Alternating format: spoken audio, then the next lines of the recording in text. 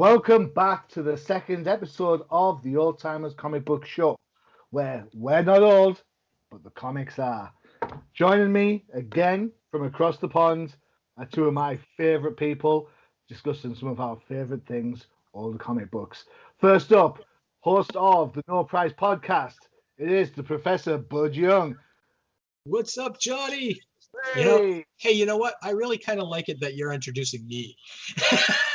As far as I always introduce you. So yeah, it's about fair play, you know. I like it. And creator of the Definitive Crusader and Definitive Jeopardy, and has his own name on this kind of Hop House 13 beer that I'm drinking. It is the 13th Crusader. 13th, New York ain't doing great. Yankees are out of the playoffs. Giants aren't going to win a game all season. Hey, but at least you can get another rookie quarterback next year in the draft. That's true. And there's plenty of comic books to help me get through these rough times. There are indeed. Like Bud said, I do like that you're introducing us. I could get used to this. Yeah. Well, don't get too used because, flip of a coin and, you do this stuff, it's fine. Although if I can impart some advice on you, you want to be careful when you say that I'm one of your favorite people because, you have a reputation to uphold. I have a reputation to live down, my friend. Yeah. Johnny's social media right now is going lower because he said... It's all right. It's all right because all I'll just say is fishnets a couple of times and bam, I've got the kinky crowd back. So, there you go, 500 followers. Just yeah, saw that. Fishnets for the big. All right, okay. So the aim of the show, we talk about things that are a little bit older than the new stuff. These are books that we kind of grew up on, the kind of books we kind of fell in love with. It's a chance to talk about stuff that we don't always get a chance to talk to with the plethora of new stuff that comes out there. We have four books to discuss today. And in very much the same way, we're going to go with highest to lowest. So on a recent eBay search, this book can be found at £145 for a 3.5 CGC grade, all the way up to £900 for a 7. Whoa. This book is probably the second most recognizable cover for this character in existence. I am talking about the fantastic Flash Volume 1, number 139. This is the first appearance of the Reverse Flash. Now, before I hand this off to 13th, because this was his choice, I just want to know, the Reverse Flash, it's like you've got the Flash, who's the fastest man alive, and you've got the Reverse Flash. He's the reverse, so he's the slowest man alive. What gives? How's that fun? Just to add to the confusion, the history of this character, you honestly need a degree to understand it. Trust me. I can't even keep it together. All right, so 13th, your choice. Take it away, my friend. Yes, so £900 for this book, that's pretty heavy. That's my bad joke for the day. This book, I like Johnny's look right now. He's like, this son of a... It's all right. We use the metric system, so, that was my head. So there are many reasons why I chose this book. So, but first off, this book came out in 1963, and it was written by John Broome and drawn by one of my favorite all-time artists, Carmine Infantino. No surprise there. Anyone that's known me for a while knows that I do like Infantino's work. Now, 1963. It's amazing how when we say look at the Reverse Flash, he's on the cover of the book. This character is very, very relevant today. We've seen him everywhere. He's in movies, he's in cartoons, and his impact on comic books is tremendous. So, but this book, the first time we see him, happened before all the crises, before Zero Hour, before the Rebirth, before Blackest Night, Flashpoint, New 52, The Button. Did I miss anything? Probably. Okay. And the other thing is too that... Did you say 0 Hour? Yes, I did. Oh, man. Do you say Yeah. Armageddon? No. Legends, Millennium. Yeah, there you Yeah. go. Come on, man. Before Hey. all of that stuff. Before all of that stuff. And honestly, if for someone out there that's trying to learn about this character, this is a good place to start. But fair warning, if you've read the newer stuff, his origin and his story in general has been retconned. I've already lost count. And then the Reverse Flash involves the timeline. So when you have anything that involves a timeline, right off the bat, there's time paradox and God knows what else. But Damn it, Barry. Damn it, Barry. exactly. So with the book itself, um, one of the first things that I do own this book. I didn't get it for 900 pounds, thank goodness. But in reading this book, one of the first thing that catches my attention with anything from the Silver Age, basically the advertisements, I always get a kick out of them. There's an advert in here for getting a whole set of encyclopedias for $1. The internet of yesteryear. Anyways, moving on to the story itself. So in a nutshell, even though this happened so many years ago, you could say maybe it was simpler times or what have you, but the subjects that we're dealing here is just how vivid the imagination of John Broome was when he was putting this together. Sure. Talking about, let's send a satellite around the Earth and see if we can shoot it into the future. And, the concept of taking a time capsule, you put stuff in there and burying it in the ground in the hopes that someone in the future would find it. Here was kind of the reverse. Why don't we send it to the future packed with stuff, right? So they Yeah. put like records, they put Atomic books, bombs. yeah, an atomic clock, and we'll get into that in a bit, and a spare costume of the Flash, right? Just But cause. yeah, so can you imagine if this happened like in 1963 and then some capsule like lands right in front of you and you open it up and you see all this vintage stuff? Just think about that. Can you just imagine? That would be so sick. Anyways, that made me think about a lot of stuff. Isn't that what we do when we clear out our long departed older relatives' houses? We get little time bombs. We open drawers and like, whoa, look at all these clothes from whenever. Is that how that works? Is that not the same thing? Hey, vinyl records are still a thing. So there are people that collect that and books. You open the capsule. Oh my goodness, a brand new 9.9 Detective 27. Anyways, I don't want to. My imagination's What gonna run world are you wild here. living in? Yeah. Exactly. Well, Earth 13. That was easy to answer. So there was a scientist called Dr. Drake, not to be confused with the singer. This is an actual doctor. Or Tim's dad. Yeah. Oh, there you go. Exactly. But he's the one that creates this time capsule, and he was successful into launching it into the future, the distant future, to be specific, the year 2463. So that is a long time from now. We will certainly not be around to see what 2463 looks like. We first got to deal with getting out of 2020. But long story short, so in the capsule, he had put an atomic clock, and it turns out that there was a weird reaction with sending that into the future. It would become energized and basically become an atomic bomb. So the Flash, who knows his doctor, offers to help him undo this. But the first time that readers will get to see who the Reverse Flash is happens in chapter 2 of this book. So again, we don't talk about chapters in comic books often, but during this era, you could find them quite often.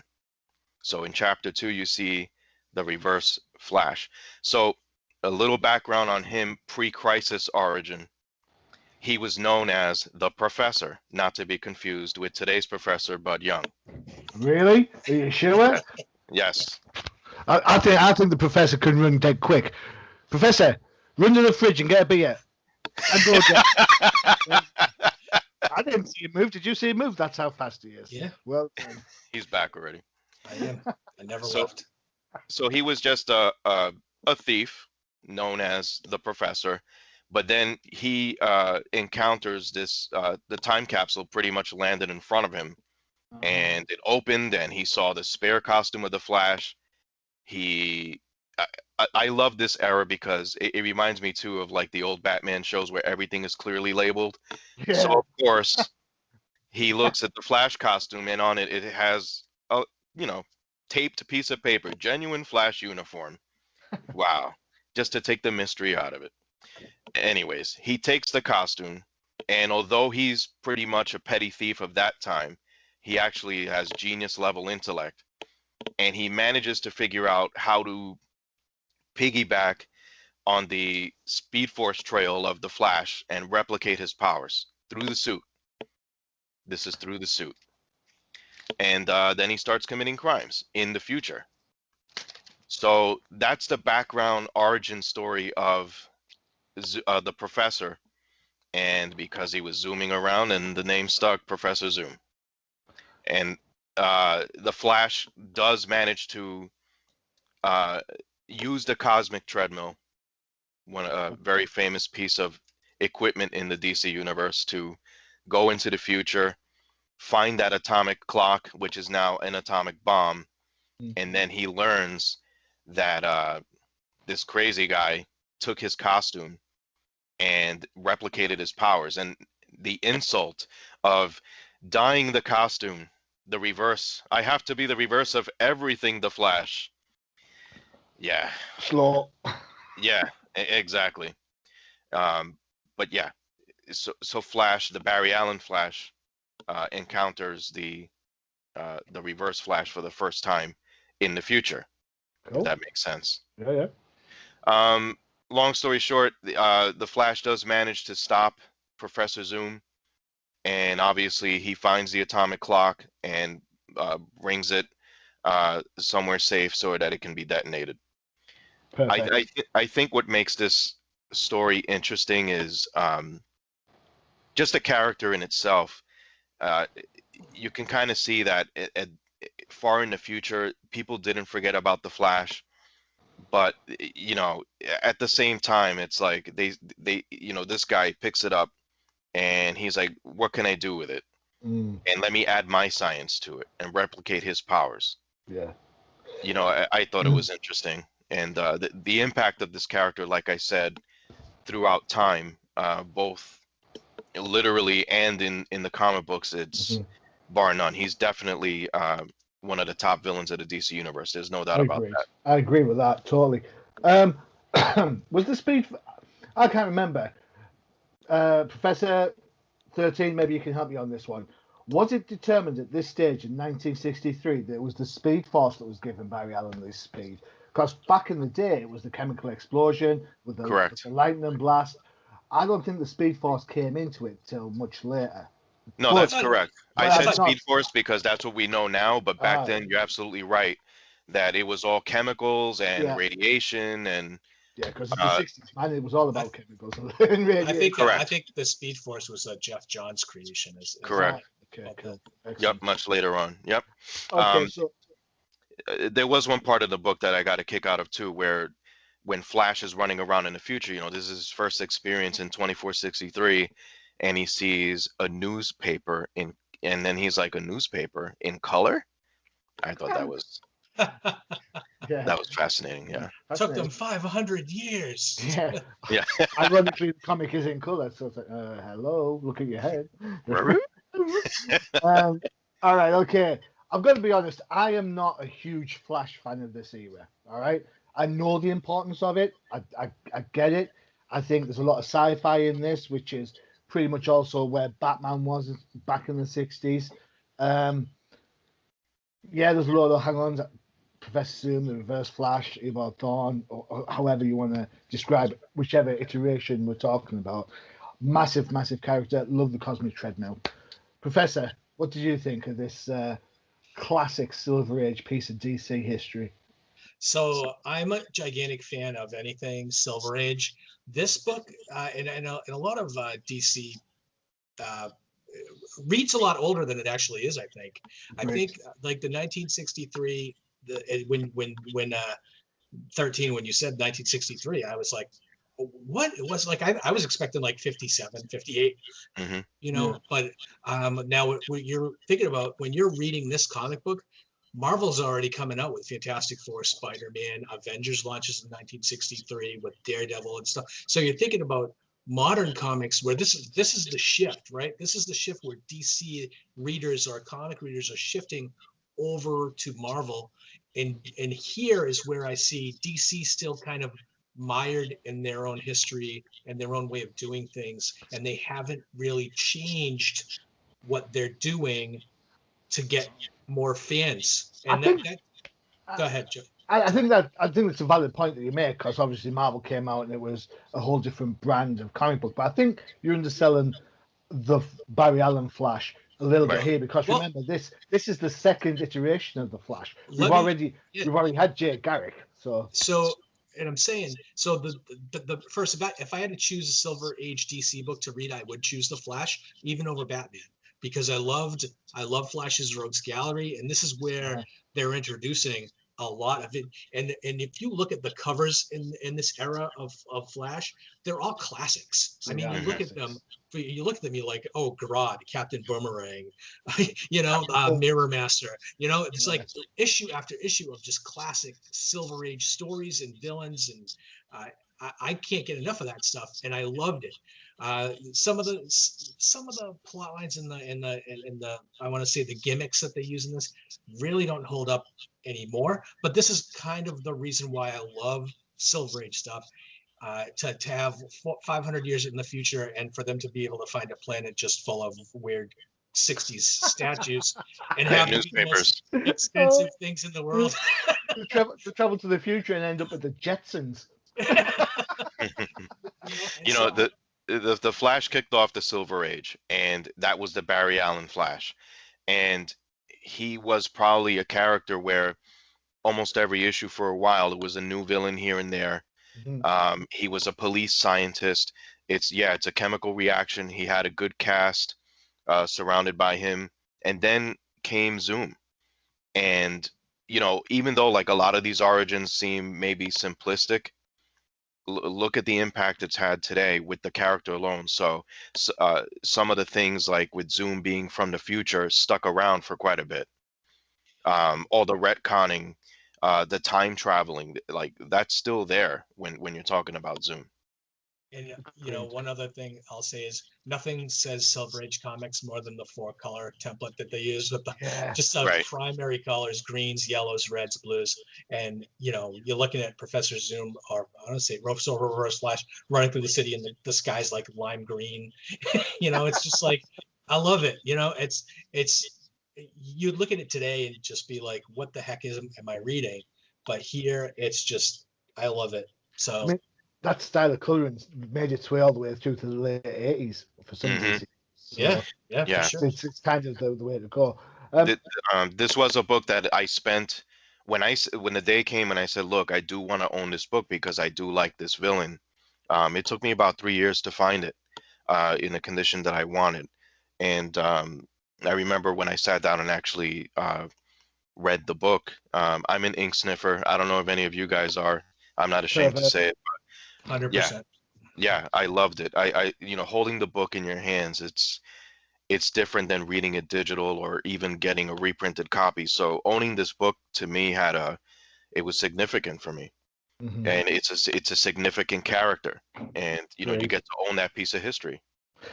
Cool, excellent. So I think you're both right. I think Infantino's art's pretty good in this. I say pretty good.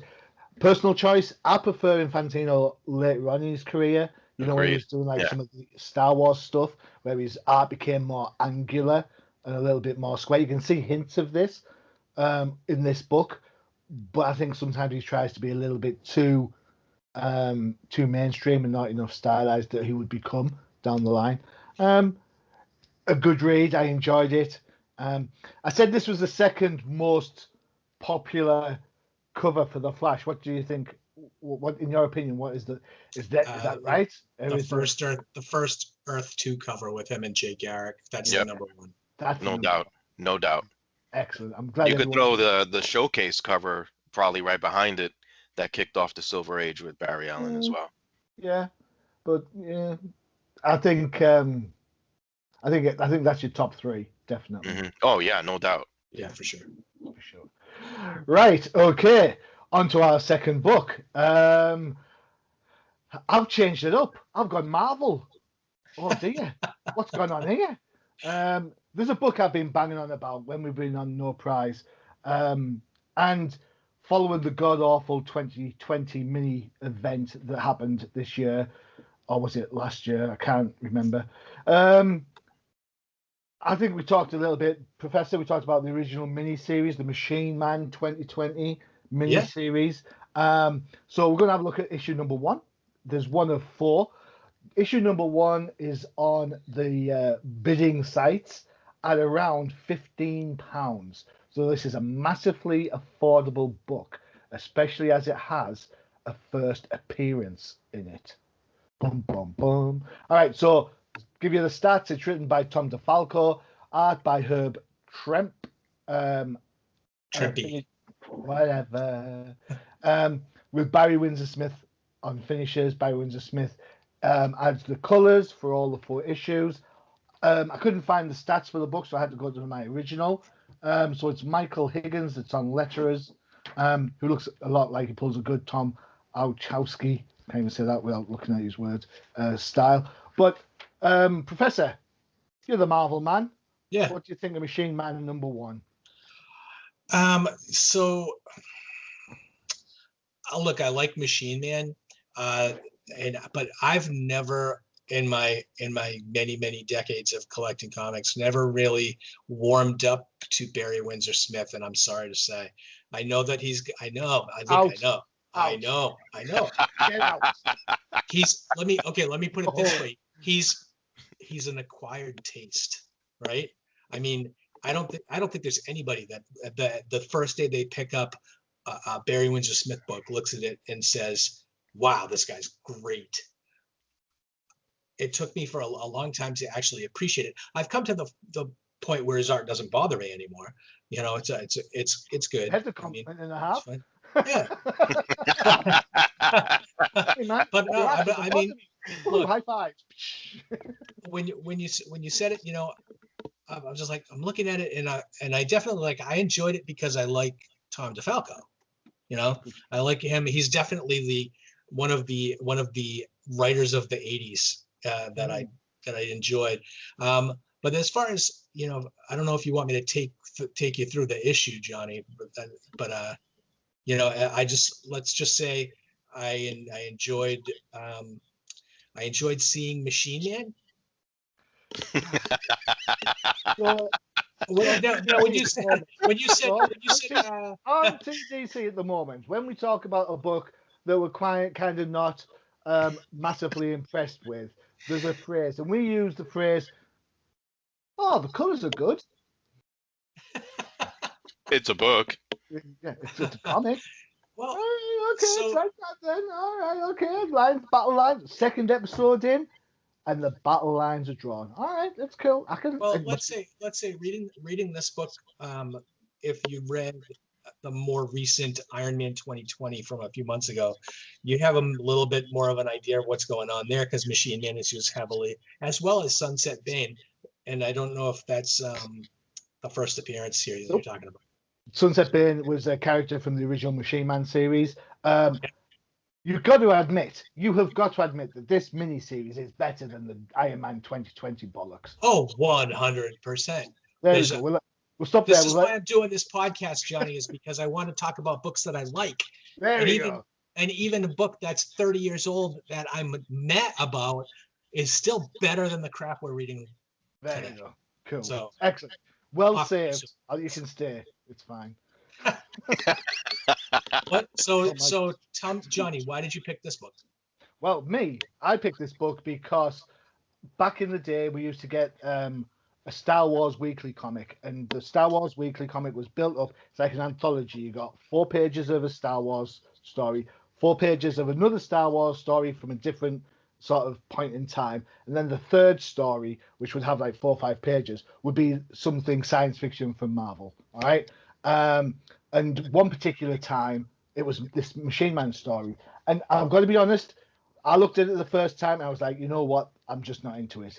But when I sat down, I had all the issues and I'm reading them. I thought, well, I'll read them all in one go, and that was it. I was hooked. This book is like of my childhood. I love this book. I now own all 4 issues of the miniseries. I didn't pay £15 for it, I'll tell you that. Basically, you'll laugh at this. Are you ready?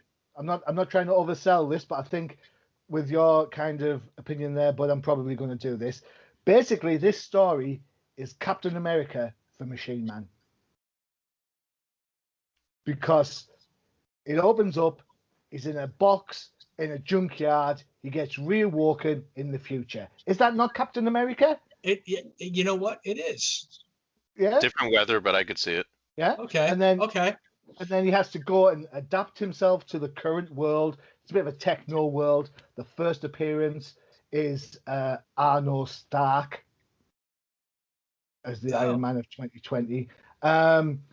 There's recurring characters in there. We talked about Sunset Bane. Jocasta's in there, one of my all-time favorite Avengers.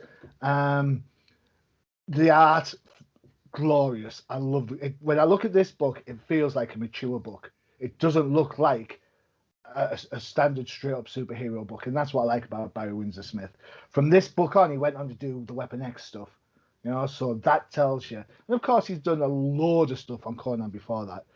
So for me, this book, it has it all. It has the Captain America elements of a robot out of time. It's got the adapting bit. It's got the bit where, right at the end, where Machine Man's finally defeated Sunset Bane, and he says, right, come with me, Jocasta. And she won't leave Sunset because she loves Sunset needs her. And that pathos, still, Tom DeFalco was absolutely bang on. In the 80s, it was the height of his powers, where he didn't have to worry about being an editor, where he didn't have to be worried about being editor-in-chief. Just write good comic book stories. And that's what this 4-issue absolutely is for me. Great little miniseries. Go get it. I think it's cool. And plus, also, it's got the word machine in it, so I'm going to love it, right? Yeah. Of course. Can we shout out the virtual con in 2 weeks? Go for it. Because we are going to have in our podcast, we're going to do a live YouTube podcast of No Prize, right? Woo-hoo. But we're also going to have Tom DeFalco on with us. So for the second time, we've interviewed him before. We've interviewed him before. He's coming back again for our virtual con, and we look forward to having him. Maybe you can ask him some questions about Machine Man. I am going to. So that's on the 24th of October. Check the Comic Crusaders website, and of course the advert that's going to play after this little chat, so you can get all your dates and your times. All right, check to see what time your favorite creators are going to be on, and of course we're going to be there, so it's always going to be fun. Cool. 13th, Machine Man. Is it a yay? Is it a nay? Is it of its time? What do you think? I used to own this book many years ago. For the record, I did not steal it from 13th. All right. Cheers. I used to own this book. When I was a kid as well. I hung on to it for quite a bit, but I've sold it over the last year. I'm not going to say unfortunately or fortunately, somebody out there can enjoy it. That's it. Not just playing. So hold on a second. You spend 30 minutes talking about the Flash, and you end up with Machine Man. Like, yeah, I sold it. Yeah. No. The Machine Man has had his moments, but he's never been an A character. He's never been a B character or a C character. He's definitely been, to me, a separate tier. Jocasta is definitely a plus. I do appreciate when Machine Man is anywhere near Jocasta. I think it makes complete sense. Mm-hmm. As far as like the time, what is it, set in the future in 2020? I just think it's amazing. I mean, I think of like when I was watching the Transformers in 1986, and it's like it is the year 2005, and it's like, okay, when I read this book, it is the year 2020. I look out the window and it doesn't look anything like what's in the book. So I just think, just like the Flash, right? Yeah. Color newspapers, we could get the news in color, but you don't see it in paper that often. But there's a lot of, it makes you chuckle a little bit. And again, I'm not trying to put Machine Man down. He's had his moments. I just think it's one of these characters that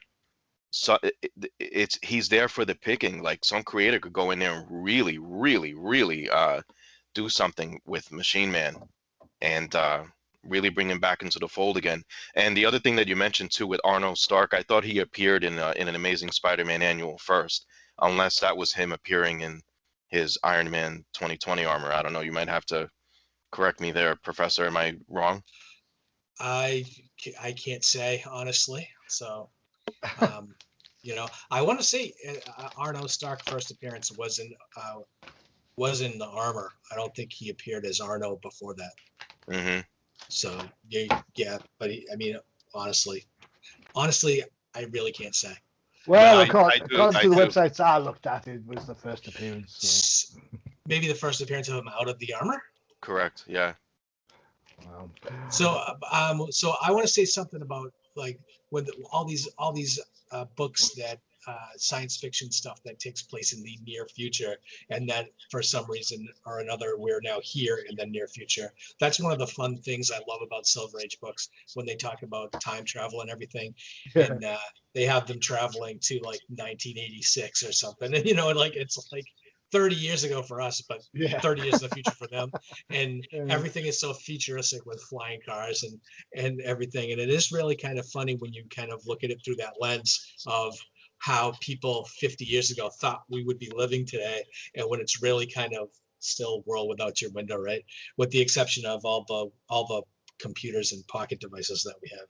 Which is mentioned in the Machine Man book, because they're called vidiots, people who are logged into video games. Yeah. So. And the other thing, the other thing is that the language that they're using. When Tom DeFalco was writing that, no one ever used tight. But if you read it, they use tight not quite the way that we use it today. When describing something. And on that note, depending on what we're describing, we're going to take a quick virtual break. As promised, here is the advert for the virtual con. It's for a great cause. Have a listen to the ad, watch the ad, and we'll see you after the break on the 24th of October. Keep it here for more Old Timers Comic Book Show.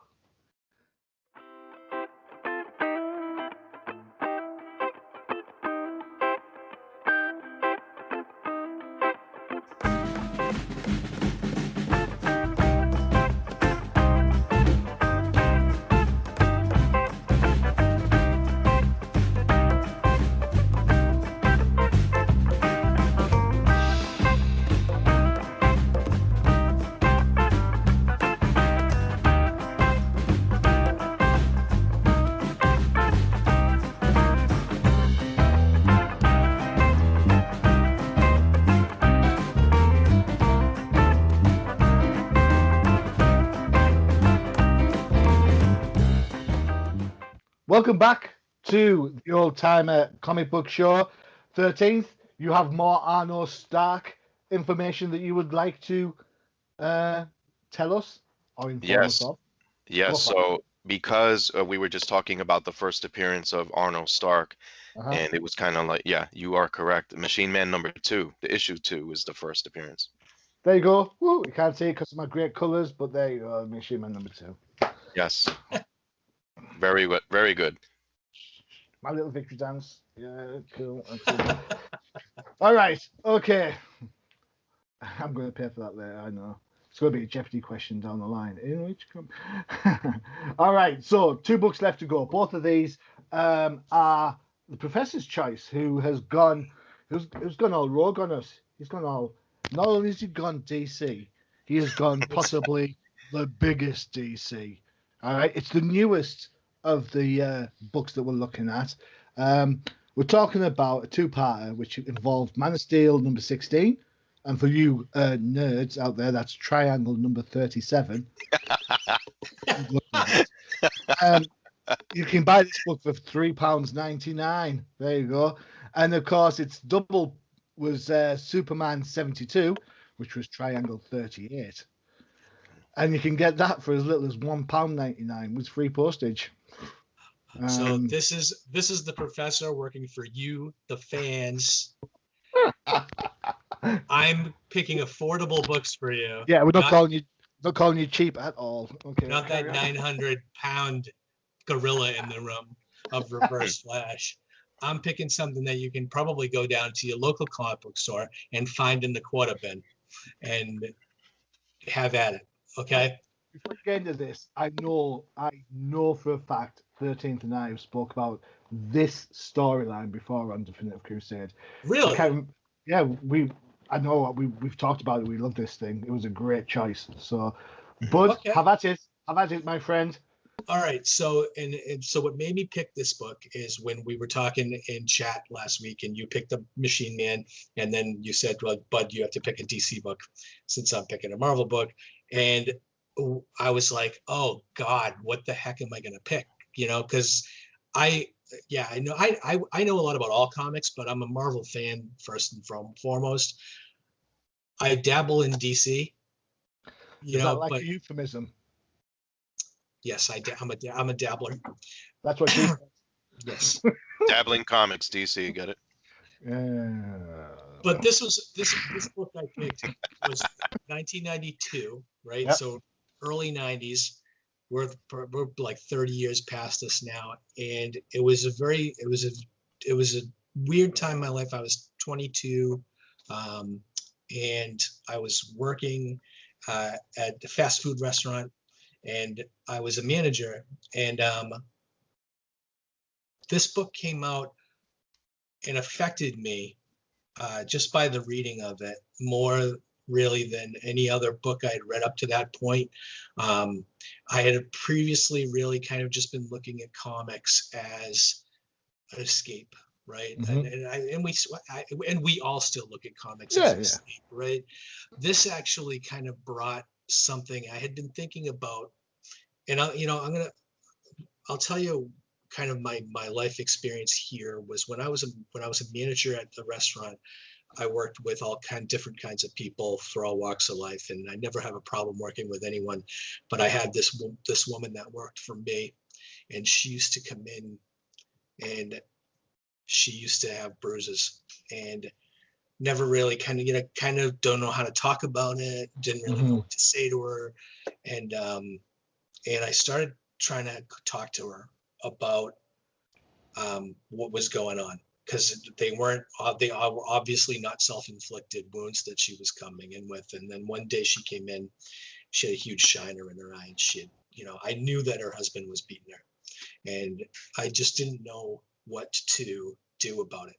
Mm-hmm. I didn't know where my authority over people, my employees, I didn't know where that ended, and I didn't know if I should talk to her or if I should leave it. And I was conflicted, honestly, through that. And I had this book happened to come out right when I was conflicted about it. And serendipity. Unbelievable serendipity, Johnny. And when you got to the end of this book, Man of Steel 16 and Superman 72, it is at the end of both issues. There was a hotline to call if you knew about any kind of domestic violence issues and you wanted to report and remain anonymous. And I used that number. I called and I reported, told them what I could. But at the end, and we'll go into this in the story, and this is why this affected me so much, is that we don't really need to talk about what Superman is actually going through in these two issues, because Superman had recently revealed his identity to Lois Lane in between here, and they were engaged now at this point, and they were traveling through and they were getting married. That's pretty much the extent of really what kind of goes on in the Superman universe here. But this two-parter was really Superman having an issue with these two characters, Gary and Andrea Johnson, who happen to be his neighbors in the apartment that he's living in. And Gary, who they introduced in the first page of Man of Steel 16, he could be me or you, right? He's interviewing for a job in the financial world, so maybe he's more like me. But interviewing for a job in the financial world. He doesn't get it, and he gets mad because he thinks he was passed over, or someone, they hired someone less qualified, etc. We've all been there. And he gets angry. He comes home. They have a house full of kids and the stress and everything, and he just starts laying into her. And someone had said something to Andrea about, where are you getting these bruises? And she just passing it off, and everybody knows that he's hitting her, but nobody is saying anything.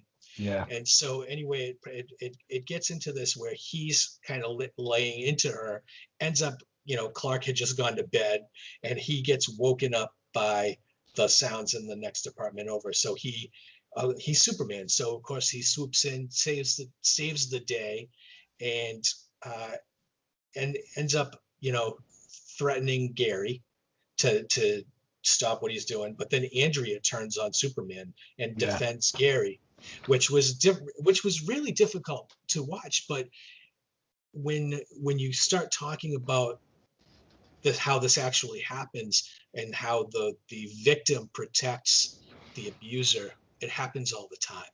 And to me, watching Superman have to deal with something like that and have to be portrayed as someone that has all the power in the world but is powerless to stop something so simple, you would think, right?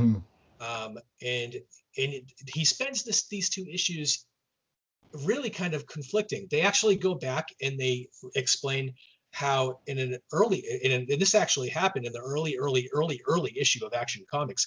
He did come across a woman beating his wife, and took him and threw him in the air like 3 miles, and then caught him, because that's what Superman did back in the 1930s. But they actually kind of do a retcon storytelling on this and tell you exactly what happens after that.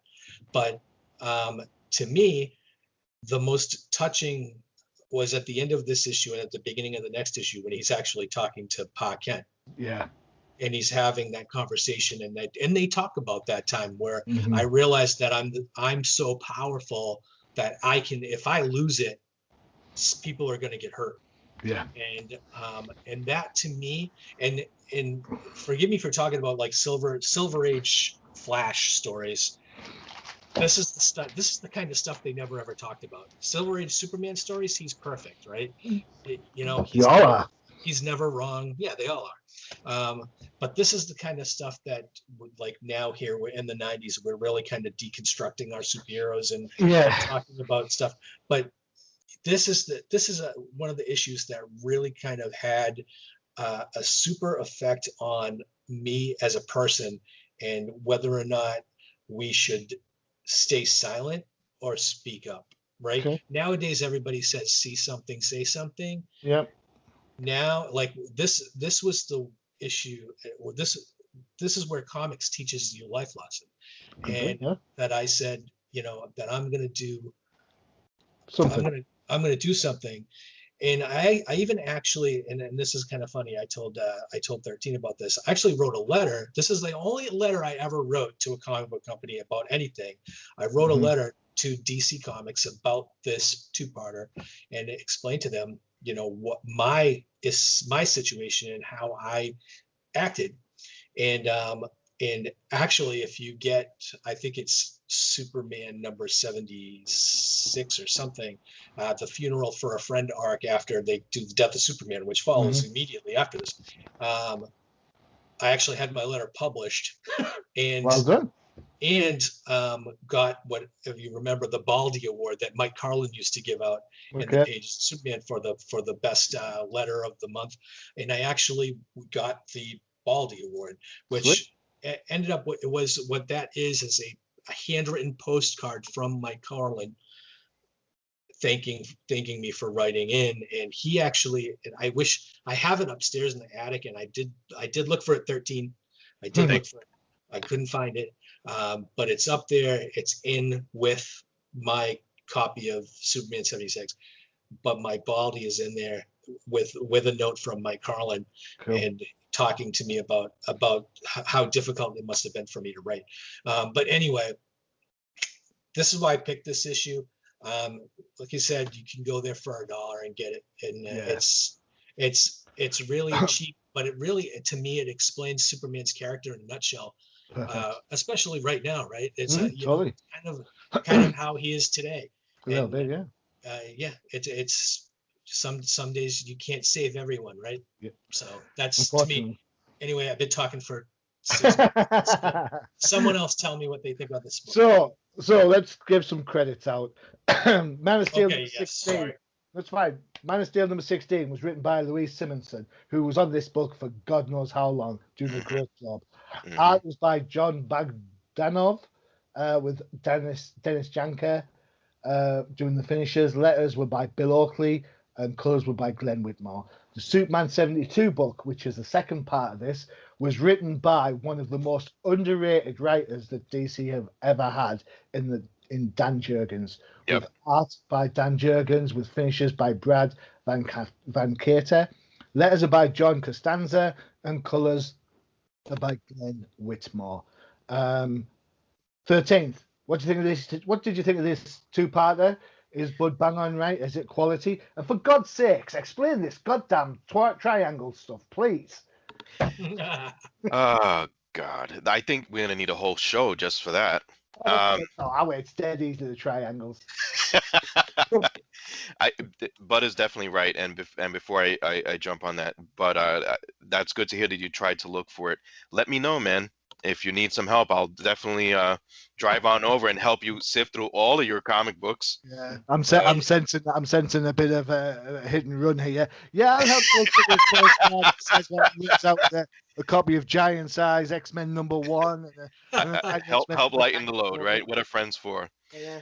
Well. This book's getting squashed between all these comics. Let me take it away, put it somewhere safe for you. Yeah, the trunk of my car is clear, man. So, but yeah, absolutely. Again, when you're talking about older books, you gotta think of when they came out. Like, really think about it. When I read older comic books, I think of a lot of things. 1992. Yes, I was alive too. I think of the music, I think of the era, I think of everything that was going on. It definitely was a different time. Now that you sit here today in 2020 and really think about it.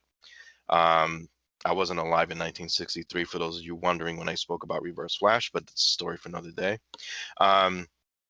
Yeah, but as far as the Superman, the most powerful character in perhaps all of comics, in not just in a physical sense, but just in symbolism, what he represents, the history, the first superhero. We can go on and on. And now he's put in a situation where he does feel powerless, right? That's what this is called, powerless. But is it really him that's powerless? Think about that. So when we're talking something as sensitive as domestic violence, there's victims involved, and those victims feel powerless because their voices don't get heard. And this is 1992. So domestic violence is nothing new. It has happened, like Bud said, and in comic books, Superman tosses a guy 3 miles into the air. That domestic violence existed then. It existed in the 90s, and it still exists today. And what are we doing to make sure that those that are involved in these unfortunate situations, what are we doing to help them out through that? Are we doing something about it? It could be something as simple as lending an ear to listen, offer time, say something, do something. Um, it- Again, it's such a sensitive situation, and I hate to hear whenever there's children involved. And I think that in this story you see that as well. But I think that you know y- people could go out there and, oh, it's a comic book, it's for kids, and blah blah blah blah blah. Fine, okay, this wasn't a kid. Well, yeah, kids could be involved, unfortunately, and kids could pick up this comic book and read it, but at the end of the day, it is a reality, an unfortunate reality. And I still think that in 2020, we're not even close to getting anywhere near to eradicating this kind of problem. Let me ask you this then. This is to the pair of you then, right? Okay, so we're talking that comics seen as for a kid thing, and that Yeah. I totally get that, right? Right. But how many kids live in a domestic abuse situation will have looked at this comic and realized what they had to do? Right. Right? Without this comic giving them the strength to stand up, to sort of like do something, to report what was going on, whether that be physical or domestic abuse to a parent, or whether that be physical domestic abuse to themselves or to a sibling, heroes are supposed to stand up for you. That's what they're supposed to do. They're supposed to protect the innocent, right? A kid reads this book, and a kid's having a hard time at home because his parents are always arguing and so on and so forth, and there's violence. The kid now has that strength. Well, hold on a second. I can do something about it. Absolutely. Yeah. Superman isn't the hero in this story. Correct. Lois Lane is the hero in this. Agreed 1,000,000%. Agreed 1,000,000%. And I think this is the most powerful takeaway of this book. It's not who has the most power in a physical sense. Right. It's about who has the power to say, you know what? I can do something and I can gain control to turn this situation around. I agree with that 1,000,000%. And let it not be lost too that Pa Kent's influence on Superman is tremendous. And how powerful was not just that message, but just all the messages in general that Superman's received from a human being. So but Lois Lane is absolutely, she's like, look, Superman or Clark, while you're sitting there thinking about it, I'm going to go and do something about it. And not only did she do something about it, and she did one of the most powerful things you can do when someone's in a tough situation, and that's listen to them. Yeah, big time. Right, triangles. Everyone's banging on. So these triangles, back in the day, damn me to do this. So back in the day, there used to be four Superman books. You had Superman, you had Adventure Comics, you had Action Comics, and you had the Man of Steel. Yeah. Now, what would happen is a storyline would run all the way through the various books. Let the me triangles. jump in, John. Sorry? They had a 5th quarterly book called Superman Man of Tomorrow that took in the film. So this way, you did not have a week without Superman ever. So on that note, the triangles were there to help you organize your reading order. That's all the four. All right. Very much, it's a little bit more simpler than Marvel's current legacy numbering. All right. So, but hey ho. I've got a question about Man of Steel 16, and I'm going to say this to lighten the mood a little bit. So, answers on the postcard, please, to the old timer comic book show. What happened to the cat? Keith loses his cat in this comic. What happened to the cat?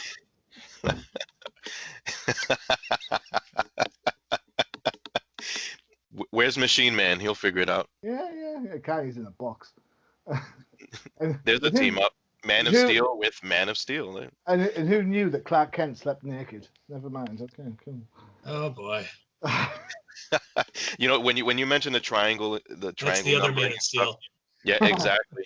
When you mention the triangle numbering, the coordination it must have taken, because I love Louise Simonson and Dan Jurgens. Like, just think about it. Like, to make the story sync, like, you could pick up any of those titles and it just, the flow.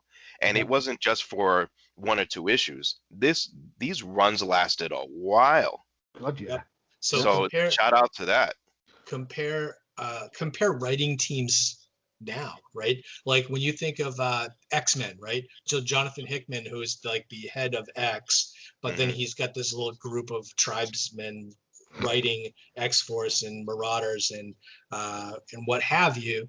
That they can feel very disjointed and mistakes are made, right? Yeah. But the flow on like a creative team like Superman, where you had 4 different creative teams, like you had Dan Jurgens on Superman, you had Louise Simonson. I can't remember who's the other 2 Tom Grummett creative teams. Tom Grummett would have been on one of them. Roger Stern, I think, was on. Roger Stern. Kerry Gamble was the artist on the Roger Stern book. I think So. Jerry Ordway was still around at that time as well. Yeah, don't forget John Byrne kicked off the Yeah. Superman run, well, the second iteration of it. But the writing teams, the creative teams on those books had to be so synergistic and have their plans laid out. We don't see plans laid out anymore, right? No. I mean, you see plans laid out for 6-issue storylines. You don't have a 52 issue plan. Yeah, the trade paperback mentality. Do you both agree about Dan Jurgens underrated? Absolutely. Yeah, of course. Yeah. Yeah. And let's not forget Dan Jurgens created Booster Gold, and Doomsday. and Doomsday. Yeah, he was one of the big creators in DC at that time. And yeah, I mean, they all killed off Superman, right? That was probably the best gimmick, and that's one of the good things I could say about Mike Carlin too, is that he knew the power of media, right? Yeah. Before, I mean, this was before Twitter and Facebook and all this, but I remember this was the first time mainstream comics was actually getting in the pages of a USA Today or the Boston Globe or any of the regular newspapers I was reading. I remember reading in the Boston Herald. I turned to the entertainment section of the paper, and it said, DC kills off Superman, or Was it in color? No, actually, the article in the paper God was damn it! Color paper still doesn't exist. Damn it! Damn it! But the thing was, so this is how genius they were. Well, they actually spoiled the comic before it came out, right? They actually said this book is going to kill off Superman, available next Wednesday at your local comic book store. Which was this is the time of, let's not forget, 1992 was the speculation era. This was the height of people buying 17 million copies of Spider-Man and X-Men versions A through D. But do you remember seeing pages of maybe who was it, like Mile High, like the adverts, and then they show you the picture of Doomsday before Superman was even killed? It was a crazy time. Yeah. I mean, if you want to talk about, Superman was done so well, it was done so perfectly. But we'll probably get around to that in another episode. I'm sure. Superman will raise its flag wearing head at some point. Yeah, and here's the guy that's gonna do it. Yeah, I am the. All right, okay. So on that note, we've had 4 books. We've had Superman, we've had Man of Steel, Machine Man, and we've had The Flash. Who knows where the old timer comic book show is going to take us next time? Maybe we'll look at some indie books of yesteryear, because they were there. You just got to look harder for them. All that's left for me to say, I guess, is thank you to the Professor. Thanks, Professor. Thank you, Machine. You are more than welcome. And 13th, thanks very much. Are there any New York teams in contention for anything right now other than first place draft picks? Not right now, but the XFL Guardians have a better record than the Giants and the Jets. So, but I can patiently wait for 2022. It's no big deal.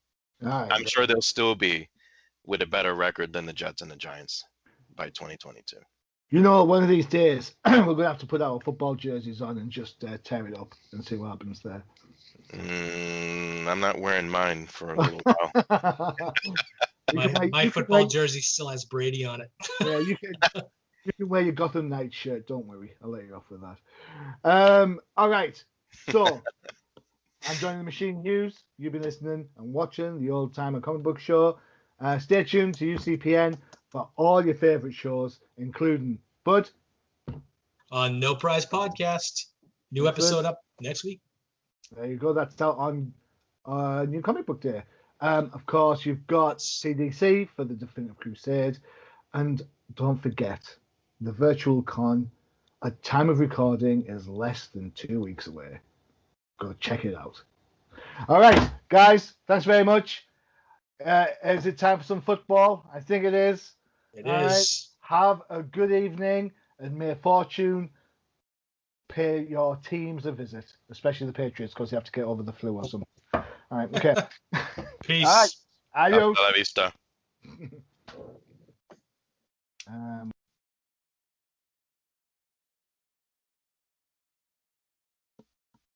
You shut off your mic.